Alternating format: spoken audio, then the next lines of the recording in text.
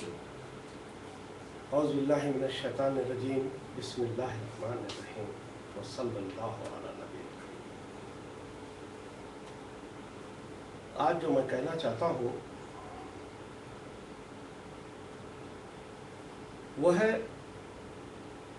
وحی کی اہمیت، انسانوں کے بیچ میں وحی کو کیوں رکھا گیا اور وحی کی ضرورت انسان کو کیوں ہے۔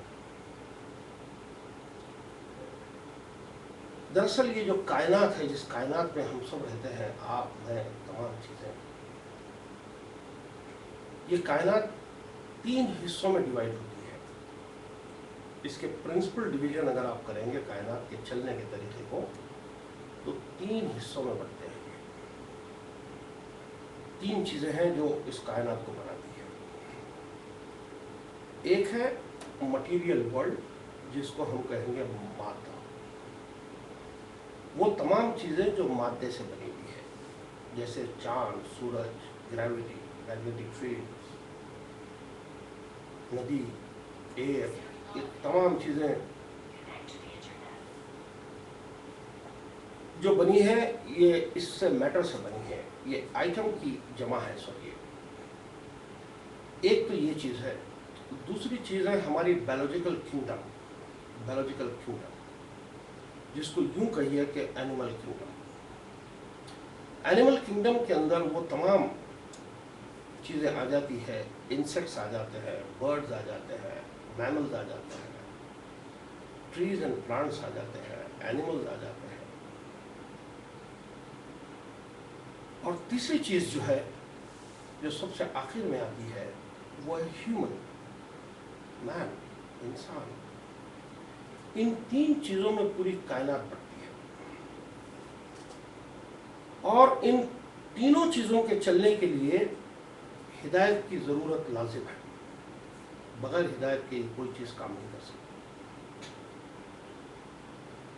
جیسے جس کو ہم کہتے ہیں مادی دنیا، جس سے چاند، سورج، تمام چیزیں بنی ہیں،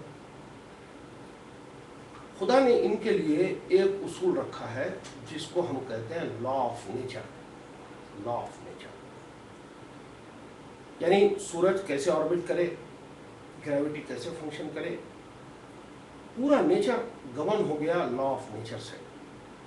ان کے لیے خدا نے ان کی قدریں مقرر کری، ان کے لیے ان کے طریقے بتائے، اور یہ کمپیلڈ ہے کہ انہی طریقوں کے اوپر چلے۔ اب جو دوسرا جو پورشن ہے، جس کو میں نے کہا بایولوجیکل کنگڈم، یا یوں کہیے کہ animal kingdom. Animal kingdom govern ہوتی ہے انسٹنکٹ سے، جس کو عربی میں کہیں گے جبلت۔ جبلت ہے جو ان چیزوں کو گورن کرتی ہے۔ جیسے ہر جانور میں یہ جبلت ہوتی ہے کہ وہ شکار کیسے کرے، اس میں یہ جبلت ہوتی ہے کہ وہ اپنا گھونسلہ کیسا بنائے، کس جگہ سے کس جگہ جائے۔ یعنی جانور اپنے خود سے کچھ نہیں کر سکتا ہے، اس کی جو انسٹنکٹ ہے وہ اس سے کرواتی ہے۔ لا آف نیچر جیسے آئٹم اپنی مرضی سے کچھ نہیں کر سکتا ہے، اس کو گورن ہونا پڑتا ہے لا آف نیچر سے۔ گریوٹی کا کام ہے کھینچنا، بس اس کا وہی کام ہے کھینچنا، وہ کرتی رہے گی۔ سورج کا کام ہے روشنی دینا، سورج روشنی دیتا رہے گا۔ They are compelled. خدا نے ان کے لیے جو قانون بنا دیے ہیں، شاید سورہ حامیم سجدہ کی آیت ہے جس کے اندر اللہ تعالیٰ کہتے ہیں چاند، ستاروں اور سب سے کہ تم آؤ اپنی مرضی سے، ورنہ میں لاؤں گا تم کو اپنی مرضی سے۔ تب مٹیریل ورلڈ نے کہا کہ ہم آتے ہیں اپنی مرضی سے، یعنی یہ ہے کہ وہ لوگوں نے خدا کے انسٹرکشنز کو ایکسیپٹ کیا اور اس کے مطابق وہ فنکشن کر رہے ہیں، یعنی اپنے آپ کو گورن کر لیا لا آف نیچر سے۔ جانور گورن کر لیا اپنے آپ کو جبلت سے۔ یہ دونوں وحی کی شکلیں ہیں۔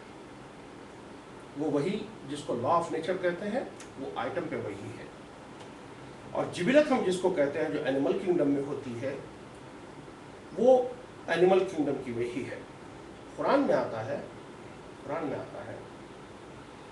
کہ ہم نے شہد کی مکھی پہ وحی کی کہ وہ ہماری بتائی ہوئی راہوں پر چلے۔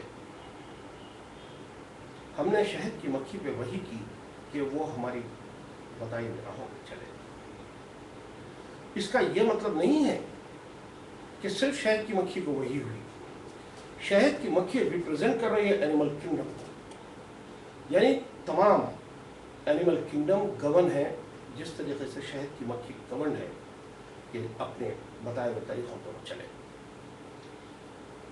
ایک تجربہ ہے جو میں خود ایک نیچرلسٹ ہوں، برڈ واچنگ کرتا ہوں، تو اس کا تجربہ میں آپ کو بتاتا ہوں ایک چھوٹا سا۔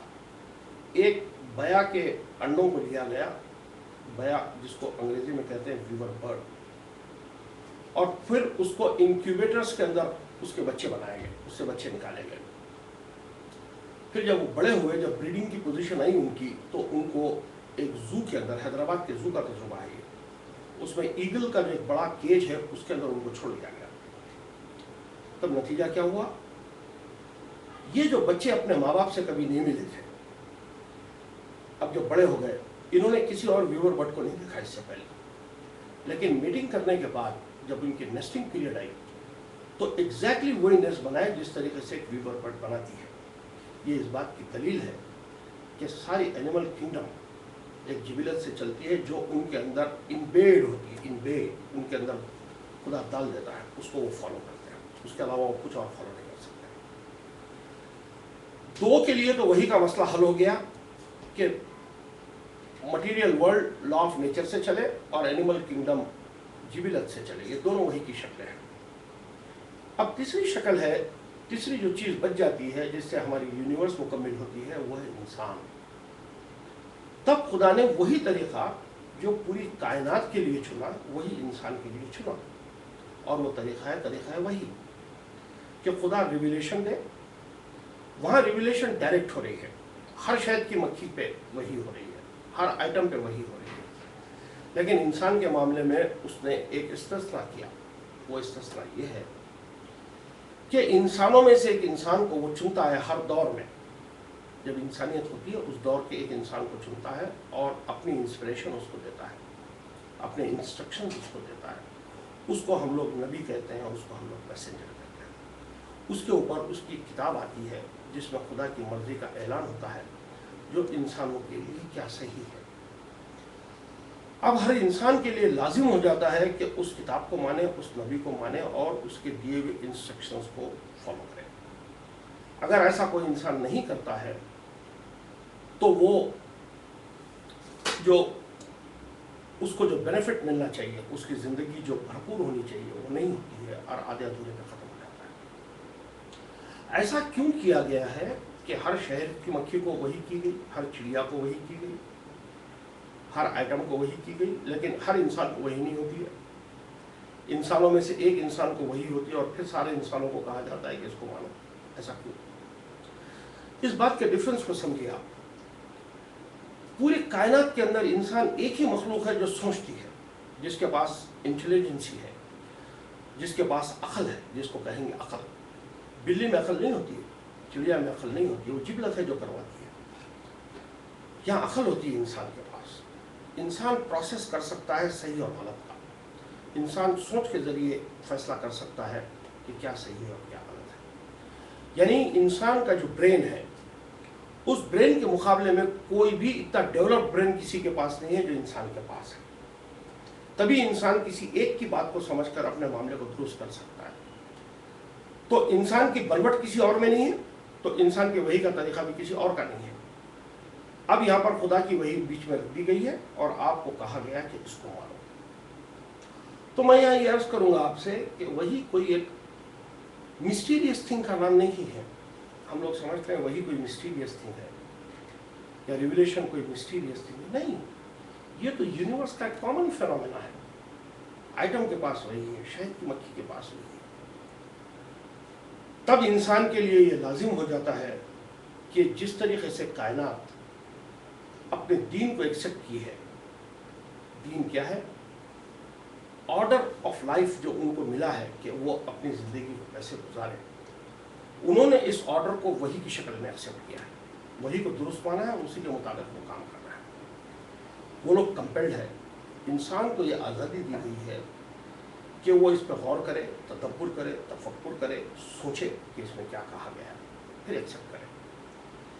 تب اگر قرآن کی یا کسی بھی ریویلڈ نالج کی اگر آپ پروسیسنگ کریں گے تو آپ دیکھیں گے کہ اس میں جو بھی باتیں کہی گئی ہیں وہ بالکل درست ہے انسان کے لیے. اس کے علاوہ انسان کے پاس چوائس نہیں ہے. تو میں یہ کہوں گا کہ اسلام جو ریلیجن ہے، اسلام جو مذہب ہے، جس کو آپ مذہب کہہ لیجیے، بریکٹ میں کر رہا ہوں مذہب، اس کو میں انورٹڈ کاما میں لیجیے مذہب کو. اس سے مراد یہ ہے کہ ساری یونیورس کا جو ریلیجن ہے وہ اسلام ہے. ساری یونیورس کا ریلیجن اسلام، یعنی یہ اسلام نہیں جو مسلمان اپنائے ہوئے ہیں، اس اسلام سے کوئی لینا دینا نہیں ہے اس اسلام کا. اسلام کے معنی ہے پیسفلنس.